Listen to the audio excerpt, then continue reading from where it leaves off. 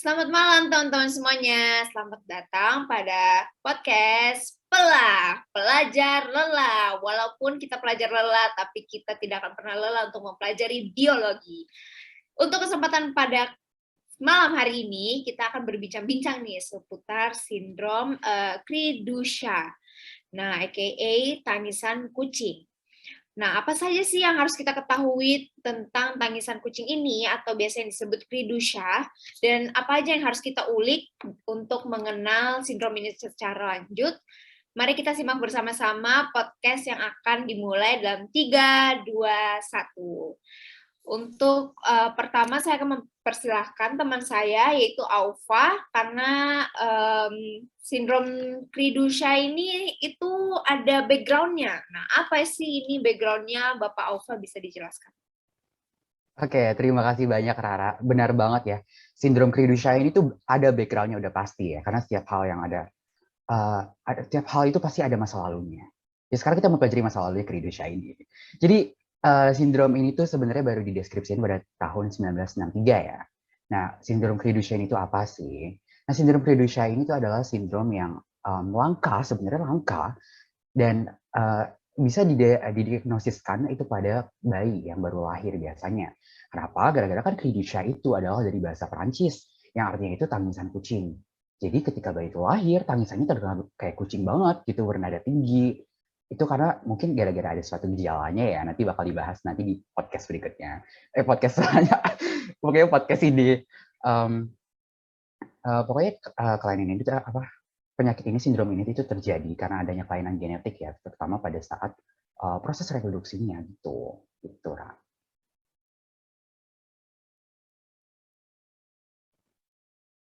Nah, apakah seseorang yang mengalami sindrom Cri-du-Chat ini bisa diobati gitu, Alfa? Apakah sudah ada pengobatannya secara lanjut? Sebenarnya sih ya, kalau berdasar selama riset saya selama beberapa puluh tahun ini ya, sindrom Cri-du-Chat ini sebenarnya belum ada untuk metode penanganan yang benar-benar sampai full gitu.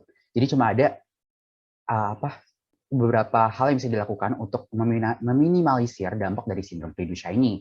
Itu ada mulai dari fisioterapi, terapi bicara, konseling, dan juga psikoterapi gitu. Berarti ini bisa lebih disebut kelainan genetik gitu ya. Jadi Iya, benar. memang dari awal ini ada kromosom yang hilang gitu ya, bisa dibilang. Benar sekali gitu. Nah, pastinya di setiap kelainan genetik ini pasti kan ada penyebabnya.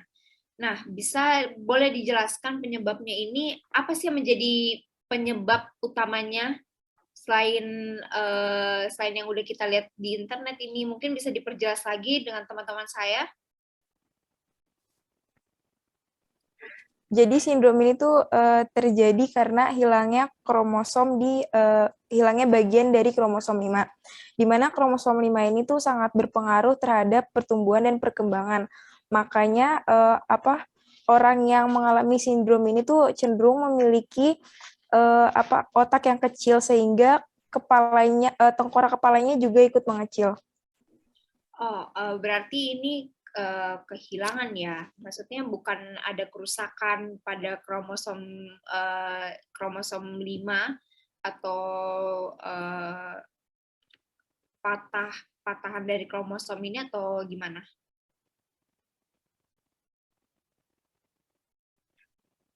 Kalau untuk yang itu boleh nambahin?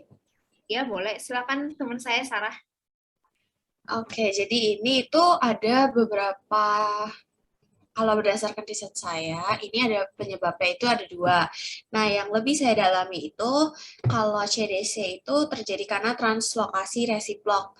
Jadi, ini itu translokasi seimbang. Misalnya dari 100% case, ini itu menjadi penyebab di 10% ya. Ini tuh kenapa? Jadi resiprok itu kan tukeran antara segmen tapi tanpa kehilangan. Jadi ini bisa memicu CDC. Kalau CDC kan sebenarnya normalnya terjadi kehilangan kromosom nomor 5 di bagian yang kecil atau lengan pendeknya. Itu yang saya tahu. Mungkin kalau ada yang mau nambahin lagi silakan.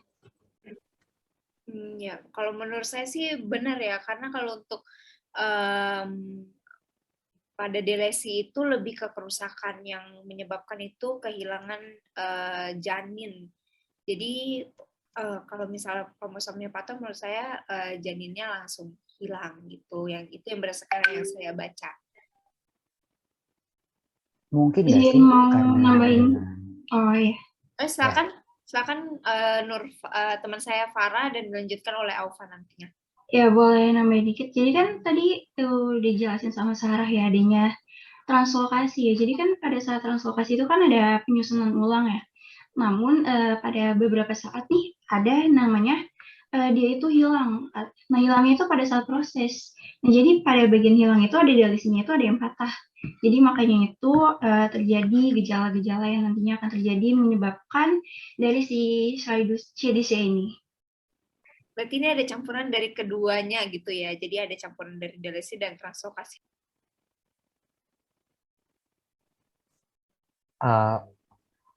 Aku punya pertanyaan nih. Berarti ada nggak sih kemungkinan kalau misalkan sindrom Cri du Chat ini tuh bisa pass down, bisa diturunin dari orang tuanya, itu ada nggak sih kemungkinannya? Silakan teman-teman saya. Ya boleh, silakan. Pertama teman saya Sarah dan dilanjutkan oleh Farah. Kalau dari research saya pribadi, itu ada. Tapi kasusnya jarang yang diturunkan. Walaupun 80% ini ada kerusakannya itu dari sperma sang ayah, dari sperma ayah sang bayi. Cuman 10%-nya itu kan yang tadi yang saya sebutkan kalau terjadinya karena resiprok. Jadi kalau keturunan itu, dia jarang kasusnya, tapi menjadi salah satu penyebabnya gitu loh, faktor ya. Oh, berarti ini dari setiap individu gitu ya?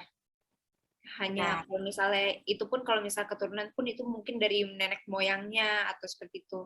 sejauh yang saya cari begitu. Bisa dilanjutkan dengan teman saya Farah. Ya sedikit menambahkan, jadi kan untuk CDC ini kan jadi sebenarnya dia tuh termasuk ke dalam mutasi sel autosom atau somati gitu kan. Jadi sebenarnya ini tuh tidak dapat diturunkan atau diwariskan. Tapi nih, namun ada indeks kasih kepekaan seseorang ini mengalami mutasi yang juga itu dipengaruhi secara genetik.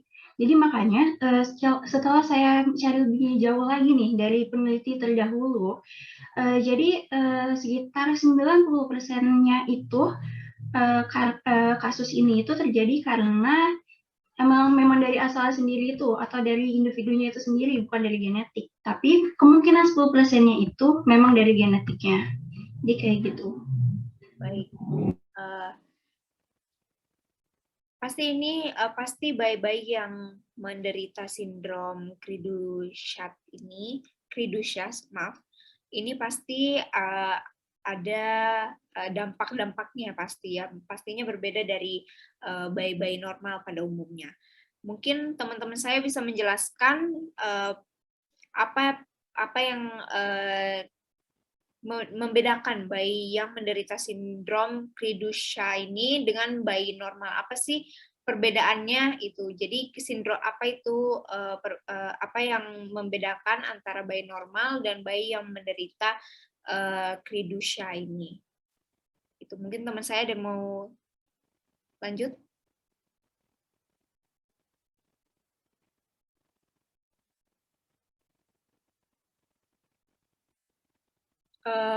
Mungkin saya sanggah aja langsung. Pada sindrom Cri du Chat ini, bagi penderitanya itu akan menyebabkan, terutama pada bayi ya, gangguan tenggorokan dan pita suaranya, sehingga menyebabkan tangisan bernada tinggi menyerupai suara kucing. Nah, kenapa disebutnya pada bahasa Perancis ini tangisan kucing? Karena gangguan pada tenggorokannya dan pita suaranya ini, itu dia menyebabkan dia bernada tinggi, makanya dia dikatakan tangisan menyerupai suara kucing, dan juga bisa mempengaruhi tulang ya, terutama tulang belakang, dan bisa menyebabkan skoliosis. Lanjut untuk pasti untuk mengetahui bayi ini itu menderita sindrom Kridushka ini pasti kan ada gejala-gejalanya, pasti ada ciri-cirinya kenapa orang tuanya itu bisa mengetahui mengapa bayi ini itu berbeda pada bayi pada umumnya. Pasti selain dari gangguan tenggorokan dan pita suaranya itu, pasti ada gejala-gejala lain yang mendukung faktor bahwa bayi itu dinyatakan mengidap sindrom Kridushka. Mungkin teman-teman saya ada yang bisa menjelaskan lebih lanjut tentang gejala-gejala ini selain gangguan tenggorokan dan pita suara. Ya, saya ingin bicara dan menanyakan yang Pramardana. Dari yang saya temukan dan saya cari-cari tentang informasinya, gejala lainnya itu ada yang namanya hipertelorisme. Itu di mana jarak antara kedua mata itu terpisah lebih jauh dari kondisi normalnya. Lalu ada gangguan kognitif dan keterbelakangan mental seperti gangguan berbahasa atau bicara bayi, keterlambatan berjalan, hiperaktif, dan lainnya. Lalu ada kelainan jantung seperti celah pada dinding atau sekat jantung, lalu masalah tulang seperti skoliosis atau kondisi tulang belakang yang melengkung, lalu bayi dan anak mengalami gangguan penglihatan dan gangguan pendengaran.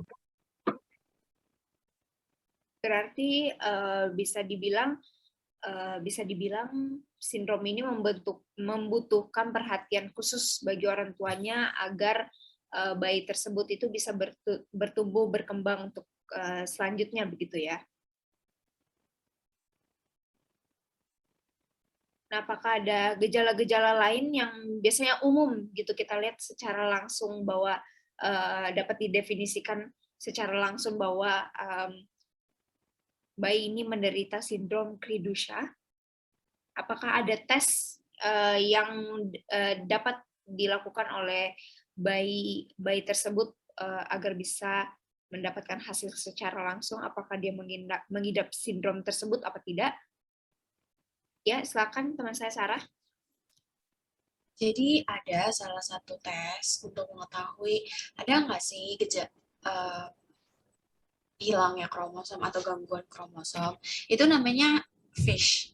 Itu tuh singkatan dari fluorescent in situ hybridization. Jadi itu tuh teknik untuk deteksi kelainan genetik pada kromosom menggunakan mikroskop fluorescence gitu. Jadi nanti dia bakalan dideteksi apakah kromosomnya normal, lengkap, atau ada kelainan. Dari situ akan terlihat dan akan didiagnosis apakah dia menderita suatu sindrom yang berkaitan dengan kromosom atau tidak. Gitu. Baik, terima kasih Sarah untuk penjelasannya. Pastinya bayi yang menderita sindrom Kridushka ini pastinya akan bertumbuh. Pertumbuhan dan perkembangannya ini pasti kan akan berbeda dengan bayi-bayi normal pada umumnya. Nah, apa sih yang dapat menyebabkan bayi Kridushka ini berbeda dengan yang lain? Yang kedepannya ini sindrom ini tuh akan seperti apa? Apakah dia akan membaik? Apakah dia akan tetap sama? Apakah dia akan memburuk ke belakangnya? Apa seperti apa? Bisa dijelaskan oleh teman saya? Teman saya Alfa akan menjelaskan. Silakan Alfa. Oke. Sebenarnya mungkin yang memang akan memberi efek yang besar untuk penderita sindrom Kridushka ini adalah salah satu kelainannya, yaitu kan adanya otot lemah ya. Mereka mempunyai otot yang lemah, sehingga nanti ketika mereka seiring bertambah usia, akan susah sekali untuk melakukan hal mobilitas. Oleh karena itu, makanya seperti yang saya sebutkan di awal podcast ini, telah ada sekali banyak metode penanganan yang untuk lebih membantu orang tersebut yang menderita sindrom Kridushka ini untuk bisa menjalankan hidupnya setidaknya sedikit lebih nyaman dan sedikit lebih baik ya. Perlu diketahui juga seiring usia mereka bertambah, biasanya penderita sindrom Kridushka ini tuh menjadi hiperaktif. Dan itu mungkin pada zaman seperti ini, seharusnya sudah banyak orang yang memang maklum ya dengan yang namanya hiperaktif dan segala gejala mental seperti itu. Namun tidak dipungkiri juga pasti masih ada orang yang memandangnya sebelah mata gitu, memandangnya kurang memuaskan, kurang menyenangkan mempunyai suatu gejala seperti hiperaktif seperti itu. Jadi sepertinya untuk masa depan penderita sindrom Cri-du-Chat ini akan mengalami mobilitas yang susah dan pastinya adanya tekanan mental untuk mereka. Terima kasih Ova. Berarti ini lebih ke gangguan tumbuh kembang gitu ya, bisa dibilang. Dan juga otomatis kalau misalnya jika misalkan otot lemah akan mengalami terlambat bicara juga pasti ya. Kesulitan belajar di kemudian harinya juga pastinya. Dan juga pasti yang seperti sudah disinggung oleh teman saya Aufa tadi, sindrom Cri-du-Chat ini bisa diringankan ya, bisa diringankan, tidak bisa dihilangkan karena ini sudah kelainan genetik. Bisa diringankan dengan beberapa terapi yang seperti yang sudah saya baca juga. Mungkin teman-teman juga ada yang bisa mau menjelaskan terapi apa saja yang dapat meringankan pengidap sindrom Cri-du-Chat ini.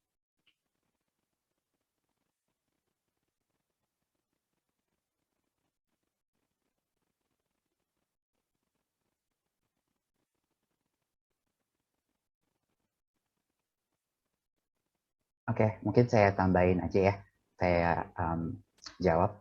Jadi salah satu terapi yang bisa dilakukan itu ya ada fisioterapi, terapi bicara, counseling, psikoterapi, dan seperti yang kita tahu ya, terapi-terapi ini tuh berfokus kepada pertumbuhan dan perkembangan orang ini. Jadi akan ada seperti terapi yang membantu mereka dalam untuk melakukan mobilitas banyak hal, dan juga terapi bicara ini diperlukan karena seperti yang sudah disinggung tadi oleh Rara, mereka akan kesulitan dalam belajar, kesulitan dalam berbicara, ini mereka sehingga butuh bantuan lebih itu dari orang-orang yang memang sudah profesional. Seperti itu. Lalu pencegahannya ini apa saja yang harus dilakukan oleh ibu-ibu mungkin di luar sana yang akan memiliki anak, karena ini kan kasusnya ini langka ya, perbandingannya itu 1:50.000 anak di dunia, 1:50.000 kasus di dunia. Nah ini kan karena langka, jadi penanganannya dan orang-orang itu lebih awam ya tentang sindrom tersebut. Jadi belum ada pengetahuan secara langsung tentang penanganannya dan juga pencegahannya gitu. Jadi mungkin teman-teman bisa ada penjelasan lebih lanjut tentang pencegahannya. Oke, menurut saya nih ya, mungkin nanti teman-teman saya bakal ada yang menyanggah karena tidak setuju dengan perkataan saya. Seperti yang tadi sudah disinggung juga oleh Sarah dan Farah ya, untuk sekitar 80-90% sindrom Cri-du-Chat ini mengalami kromosomnya itu hilang, mengalami delesi. Tapi juga pada 10% itu mengalami translokasi resiprok kalau tidak salah kata teman saya Sarah tadi. Nah, menurut saya sebenarnya tidak ada tindakan pencegahan yang bisa dilakukan. Kenapa? Karena delesi ini tuh juga terjadi secara acak, secara random ya, bisa dibilang secara random. Jadi semuanya akan tergantung pada keberuntungan dan takdir aja. Dan sama seperti translokasi resiprok dan keturunan-keturunannya itu juga semuanya kan tidak bisa dikontrol oleh kita ya. Mau kita modifikasi tubuh kita pun itu tidak akan mungkin karena saking banyaknya DNA yang di dalam tubuh kita. Jadi menurut saya sih tidak ada yang bisa dilakukan untuk mencegah sindrom ini. Boleh nambahin? Silakan teman saya Farah. Ya, kalau saya setuju dengan Alfa ya, karena kan kita itu sebenarnya juga bisa yang namanya mengecek karyotipe. Karyotipe itu kan yang tadi ada namanya delesi nomor 5. Itu kita bisa tahu kalau kita ngecek karyotipe. Nah, kalau udah kita cek karyotipe pun, itu kan berarti sudah terjadi delesi. Jadi, menurut saya juga tidak bisa dicegah. Gitu. Saya mau nambahin, mungkin ini sebenarnya bisa dicegah, tapi lebih ke meminimalisir sih, supaya anak yang dilahirkan tidak mengalami sindrom tersebut. Jadi orang yang memiliki riwayat penyakit ini dalam keluarganya perlu melakukan tes genetik sebelum memutuskan untuk memiliki keturunan, supaya tahu pasangannya membawa penyakit sindrom tersebut atau tidak. Berarti bisa dibilang pemeriksaan ya dari awal ya, pemeriksaan secara bertahap gitu ya. dan juga pemeriksaan genetik, dan juga pemeriksaan bertahap saat hamil. Harus rajin ke dokter kandungan seperti itu. Ya, mungkin ada teman-teman sebelum kita menutup podcast kita pada malam hari ini, apakah ada sanggahan atau ada tambahan? Silakan teman saya Sarah. Jadi saya mau menambahkan perihal mortality rate-nya. Kenapa sindrom ini itu punya potensi kematian? Padahal kalau dilihat dari gejala, dari hal yang dialami oleh penderita, berdasarkan paparan teman-teman saya, itu tidak berpengaruh apapun terhadap hidup organ, atau misalnya terhadap keberlangsungan organ ataupun fungsi lainnya. Tapi bukan salah sih, saya mau menambahkan. Jadi kenapa ini potensi kematian? Karena pertama, sindrom ini akan mempengaruhi jantung. Jadi jantung penderita bisa bermasalah dan itu akan mengancam keselamatannya juga. Lalu penderita sindrom ini, sindrom ZDC, itu beberapa tidak mau menyusui. Akibatnya, nanti kan dia tidak mendapat antibodi, dia nggak mendapat suplai kebutuhan dari melalui ASI yang bisa didapatkan. Karena kan manfaat ASI itu banyak banget untuk bayi, termasuk kesehatannya, seperti mendapat limpahan kolesterol, terus pertumbuhan fisiknya akan terdukung, dan juga membantu perkembangan otak. Itu yang akan terjadi kalau dalam rentang 0 sampai 6 bulan atau sampai 2 tahun bayi tidak mendapatkan ASI eksklusif. Kemudian ada konstipasi. Konstipasi itu kalau bahasa awamnya itu sembelit ya guys. Jadi sembelit ini dia bakalan bisa membuat dehidrasi apabila terjadi secara terus-menerus. Dan dehidrasi itu bahaya, nggak bisa disepelekan. Karena kita sebagai individu manusia, makhluk hidup, perlu yang namanya cairan. Dan sembelit tadi atau konstipasi akan menyebabkan cairan kita terkuras. Kemudian ada juga disfungsi ginjal. Disfungsi ginjal ini juga membuat membuat dehidrasi juga, karena kan ginjal berfungsi untuk mengatur pengeluaran urin dan lain-lain gitu kan. Dan kemudian sebelumnya oleh salah satu teman saya sudah disebutkan bahwa ciri-ciri penderita itu memiliki muka yang kecil dalam fitur wajahnya. Mengapa? Karena itu kapasitas otaknya akan lebih kecil dibandingkan orang normal. 98% penderita memiliki wajah atau fitur kepala yang kecil. Nah, itu menyebabkan kesulitan kontrol diri. Sebelumnya sudah disebutkan bahwa penderita bisa hiperaktif karena salah satunya adalah faktor otak tadi. Kemudian ada juga hernia inguinalis atau hernia yang ingrow. Jadi hernia itu kan organ yang tumbuhnya abnormal, jadi kayak daging yang tumbuh. Tapi karena ingrow, dia masuk ke dalam dan itu bisa mempengaruhi kerja organ lain. Apalagi hernia inguinalis ini tuh umumnya ada di daerah sekitar perut. Dan ini bisa berpengaruh ke organ-organ pencernaan. Apalagi ini akan terasa lebih nyeri dan perih saat penderita hernia inguinalis itu menangis. Dan sindrom ini, cri du chat ini, kan salah satu yang paling menonjol itu adalah penderita sering menangis dengan suara yang berbeda dari suara nangis biasa, begitu. Nah, sekian dari saya. Terima kasih. Ya, terima kasih Sarah. Berarti dapat disimpulkan bahwa satu sindrom ini dapat menyebabkan berbagai komplikasi seperti itu ya. Oke. Mungkin teman-teman lain ada yang mau menyanggah? Atau ada yang boleh nambahin? Silakan teman saya Farah. Kan tadi udah dibilang ya, mungkin ada yang bertanya kenapa sih bisa terjadi, ada tadi Aufa bilang otot lemah, terus ada yang bilang juga hiperaktif, terus tidak mau menyusui. Jadi saya bakal narik ke belakang lagi, jadi pada saat dialisi itu atau pada saat bagian patah itu, yang patah itu kan adalah kromosomnya itu kan memiliki kode protein ya. Jadi protein itu sangat penting untuk makhluk hidup dalam proses di dalam tubuhnya itu, karena ini itu sangat berpengaruh dalam neurotosaraf. Nah, jadi ketika syarafnya itu tidak berlangsung dengan baik, nanti otot itu akan menjadi lemah, terus dia itu juga kesulitan untuk mengunyah dan ya sebagainya yang sudah disebutkan dengan teman-teman saya tadi. Gitu aja. Baik, mungkin mau ada tambahan share screen?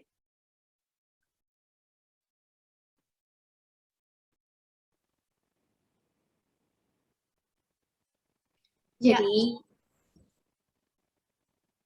Ya, untuk memulai, ya di sini teman saya Sarah akan memperlihatkan teknis dari translokasi ini ya. iya, jadi ini adalah lampiran untuk translokasi resiprok yang sebelumnya sudah saya mention bahwa 10% penyebab atau pemicu kridusia ini tuh karena terjadinya translokasi resiprok. Di sini dilihat nih, tidak ada kromosom yang hilang, tetapi hanya bertukar antara segmen yang di sebelah kiri, bahwa AB bertukar berada dari atas menjadi berada di bawah. Jadi mereka hanya tukar-tukaran tanpa terjadinya pengurangan kromosom. Ya, selanjutnya ada lampiran lagi. Sebelumnya kan saya juga menyebutkan bagaimana sih cara mengetahui menderita CDC atau enggak. Jadi ini salah satu tes yang sebelumnya saya bilang, yaitu FISH. Ini tuh alat yang digunakan untuk melakukan tes tersebut, namanya itu microscope fluorescence. Itu. Selanjutnya ada tambahan dari rekan saya, Fayus Rina. Silakan. Sebenarnya diagnosa sindrom ini ada yang mungkin lebih mudah untuk dilakukan, yaitu dengan mengenali suara tangis pada bayi. Biasanya sindrom ini tuh membuat suara tangis bayinya menjadi seperti suara anak kucing, makanya dinamakan dengan sindrom Kridusia. Akan tetapi diagnosis ini sulit dilakukan untuk anak dengan usia di atas 2 tahun, karena sepertiga dari anak-anak itu akan kehilangan tangisannya di atas umur 2 tahun. Jadi mungkin setelah usia 2 tahun ke atas itu bisa dilakukan melalui yang analisis FISH tadi.